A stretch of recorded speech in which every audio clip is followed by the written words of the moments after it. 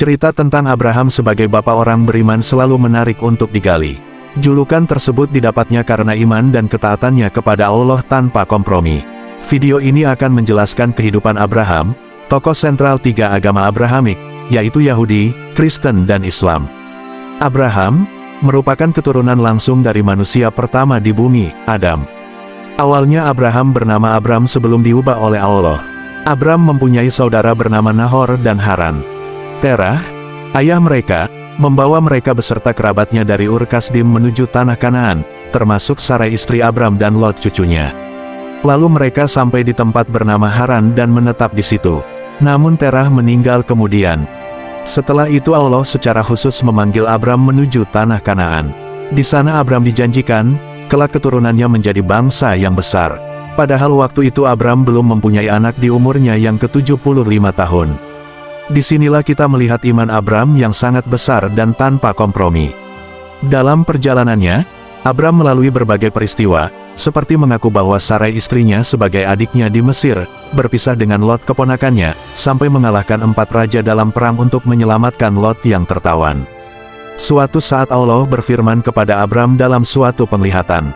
Saat itu Allah mempertegas tentang janji dan berkat bagi keturunannya, termasuk perbudakan 400 tahun yang akan terjadi di Mesir nanti, namun akan keluar sebagai bangsa merdeka dan mendiami tanah Kanaan yang luas.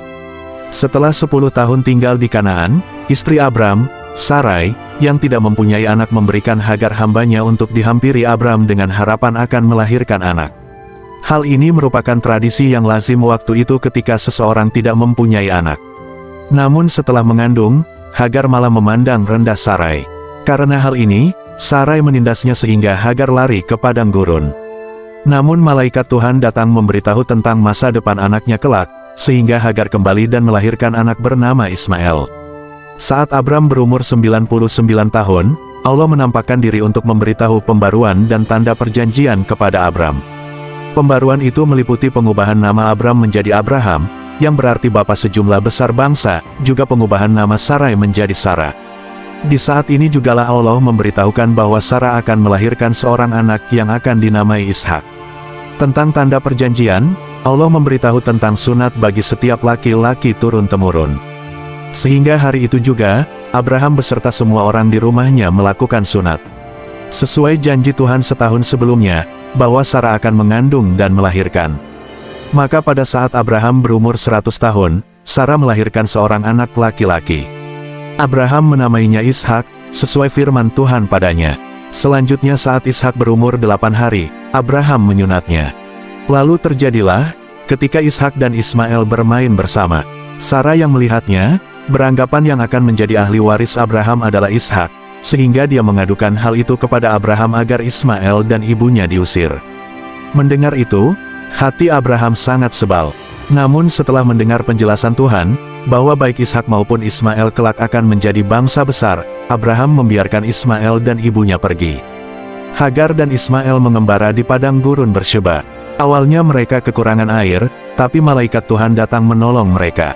Ismail tumbuh menjadi pemanah yang handal. Kesetiaan Abraham kepada Tuhan memang sangatlah besar. Hal ini dibuktikan ketika Tuhan menguji imannya. Saat itu, Allah menyuruh Abraham mempersembahkan Ishak sebagai korban bakaran di tanah Moria.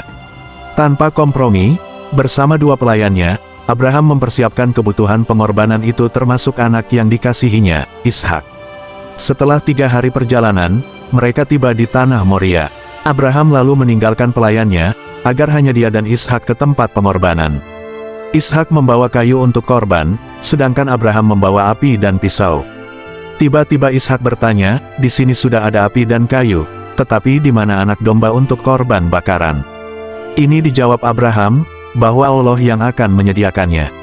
Setelah sampai, mereka membangun mezbah, menyusun kayu, lalu Abraham mengikat Ishak dan diletakkan di atas mezbah. Setelah semuanya siap, Abraham mengulurkan tangannya, mengambil pisau untuk menyembelih Ishak.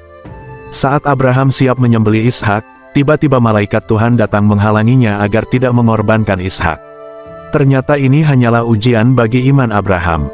Dari peristiwa inilah, Tuhan mengetahui bahwa Abraham sungguh takut akan Allah yang tak segan-segan memberikan anaknya. Sebagai gantinya, Tuhan menyiapkan anak domba jantan di belakang mereka yang tanduknya tersangkut belukar. Mereka menyembelihnya sebagai korban bakaran. Kisah ini merupakan puncak dari teladan Abraham sebagai bapa orang beriman. Kita tahu bahwa Ishak adalah anak satu-satunya setelah kepergian Ismail, bahkan Abraham pun sudah dijanjikan akan mempunyai keturunan yang sangat besar melalui garis keturunan Ishak. Tapi bagaimana jika anak sematawayang tersebut dikorbankan? Inilah teladan iman Abraham tanpa kompromi.